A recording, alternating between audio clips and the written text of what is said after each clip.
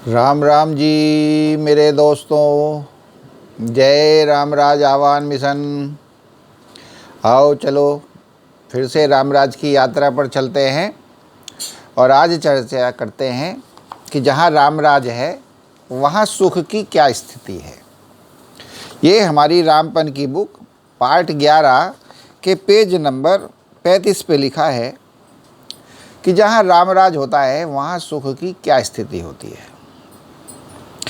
अगर कहीं रामराज्य होता है तो आवश्यक है कि हमारा जीवन सुखी हो एवं सच में सुखी हो, देखने वाला सुखी नहीं, सच में सुखी।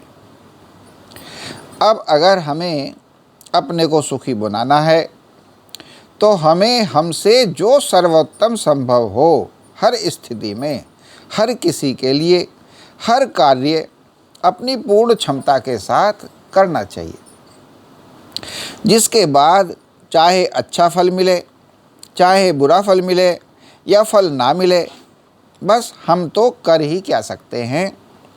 बस हम अपना सर्वोत्तम संभव करें। अगर इतना करते हैं तो बस संपूर्ण है, संपूर्ण है, यह अधूरा नहीं है। अगर हम अपना बेस्ट पॉसिबल करते हैं तो इससे हमें कोई आत्मग्लानि नहीं रहती है, हमें कोई पछतावा नहीं रहता है, हमें कभी कोई अपना कर्म करने पर दुख नहीं रहता है, अर्थात हमें अपने से आत्मसंतोष रहता है, आत्मसंतुष्टि रहती है, आत्म सुख रहता है।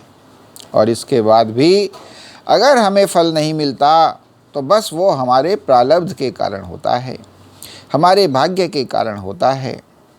होता तो वही है, बस अब उस पर हमारा बस नहीं चलता तो हम क्या कर सकते हैं। अतः पूर्ण शांति, संपूर्ण शांति और एवं शांति ही सुख है, संतोष ही सुख है। अर्थात जीत हो तो भी सुख और हार हो तो भी सुख, अर्थात कल मिले तो भी सुख, ना मिले तो भी सुख। यही एक आदर्शतम स्थिति है।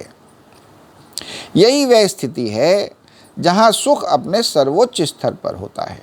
अतः राम राज्य का सिद्धांत है कि हर स्थिति में अपना बेस्ट पॉसिबल करें एवं अपने द्वारा बेस्ट पॉसिबल करने की क्षमता को दिन प्रतिदिन और बेस्ट और बढ़िया बनाते रहने का सर्वोत्तम प्रयास करते रहना चाहिए। क्योंकि सुख का उच्चतम स्तर और उच्च कोटि का हो सके, बस यही है सच्चा जीवन, यही है राम राज्य। अगर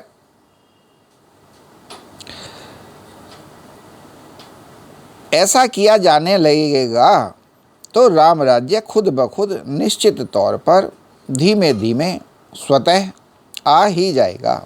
उसे कोई नहीं रोक सकता, अर्थात रुकना संभव नहीं है।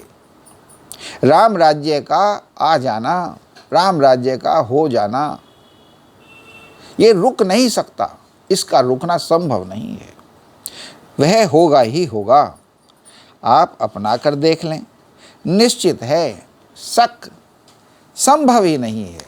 इस स्थिति में कोई शक की गुंजाइश ही नहीं है। कितनी सुंदर बात है, कितनी समझ की बात है। यही है दिव्य दृष्टि, यही है तीसरा नेत्र, यही है दिव्य समझ कि अगर आप अपना बेस्ट पॉसिबल करने लगें तो आपको कभी कोई आत्मग्लानि नहीं रहती, आपको आत्मसंतोष रहता है। अब फल मिले ना मिले, कल मिले, आज मिले, थोड़ा मिले, ज़्यादा मिले, वो सब आप क्या कर सकते हो। ये तो प्रारब्ध है, क्योंकि फल तो भगवान की इच्छा से ही मिलता है। क्यों? क्योंकि भगवान को अपनी दुनिया चलानी होती है। कहीं किसी के द्वारा किसी को दंड दिलाना होता है, किसी के द्वारा किसी को सुख देना होता है, किसी के द्वारा किसी को दुख देना होता है। तो तमाम आपकी कोशिशों के बावजूद भी ऐसी स्थितियां होती ही हैं जो आपके नियंत्रण से बाहर हैं, जो कुदरत आपसे मजबूरीवश करवा ही देती है, जिसका दुष्परिणाम होता है, सुपरिणाम होता है, कभी कुछ होता है, कभी कुछ होता है। क्योंकि जीवन में भगवान ने तुम्हें तुम्हारे पूर्व कर्मों का भोग भी तो देना है।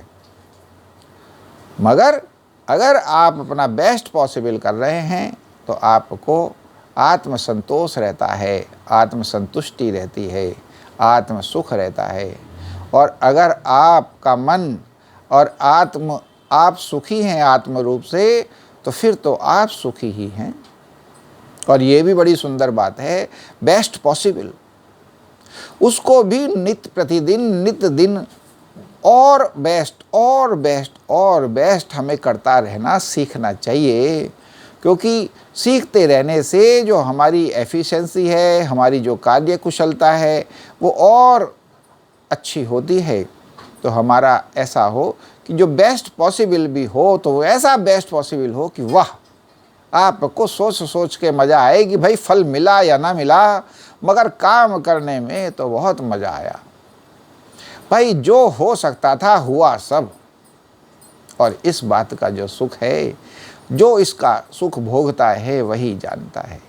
यही है राम राज, यही है राम राज। जय श्री राम।